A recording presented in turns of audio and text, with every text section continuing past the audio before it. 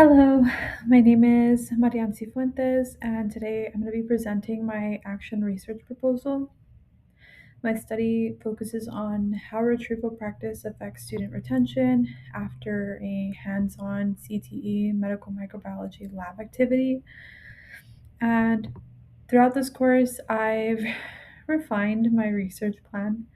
I've considered ethical implications, and I was able to develop a proposal that I believe can improve student learning while also making sure to provide practical strategies for scientific classrooms. So, one thing I've noticed in my classroom is that students are usually very engaged during laboratory activities. They're usually asking questions, they like collaborating with others, and they're active participants in their learning. However, I've often wondered how much of that learning is actually staying with them once the lab is over. That question became the foundation of my action research.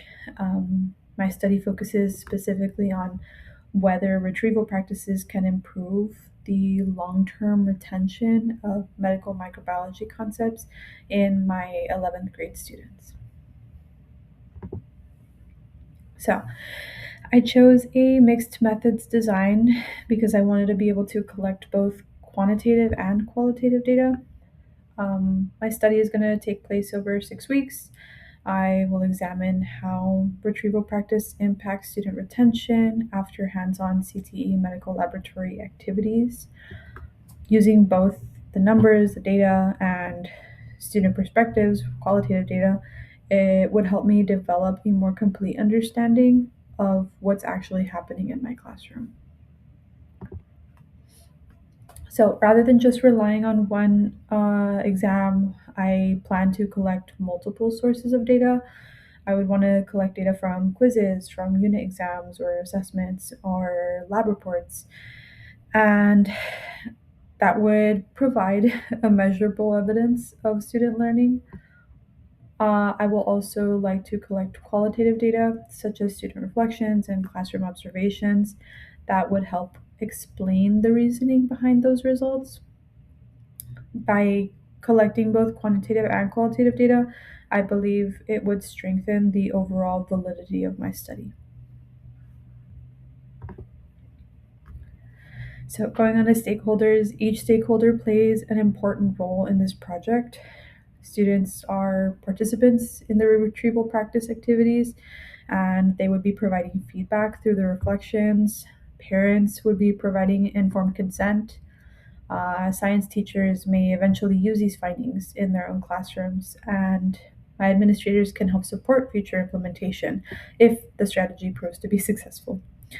And my personal role and responsibility is to conduct the research ethically while also making sure to protect my students and their student confidentiality throughout the entirety of the study.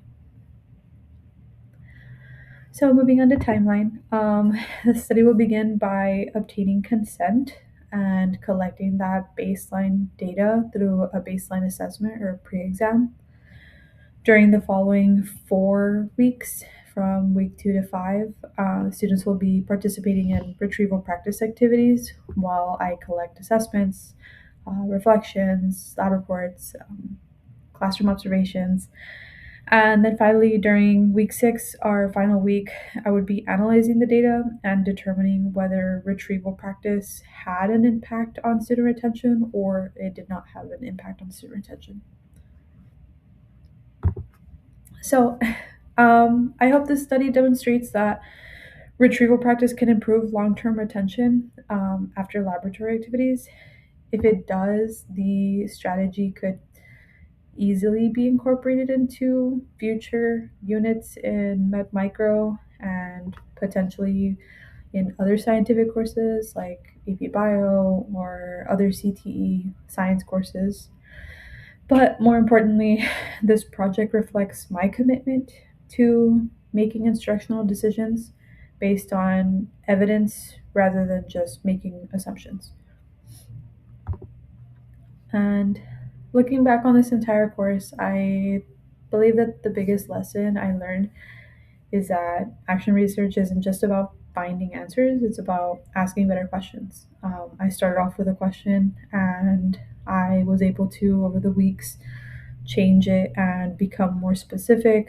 So I think this class really, really helped me with specificity.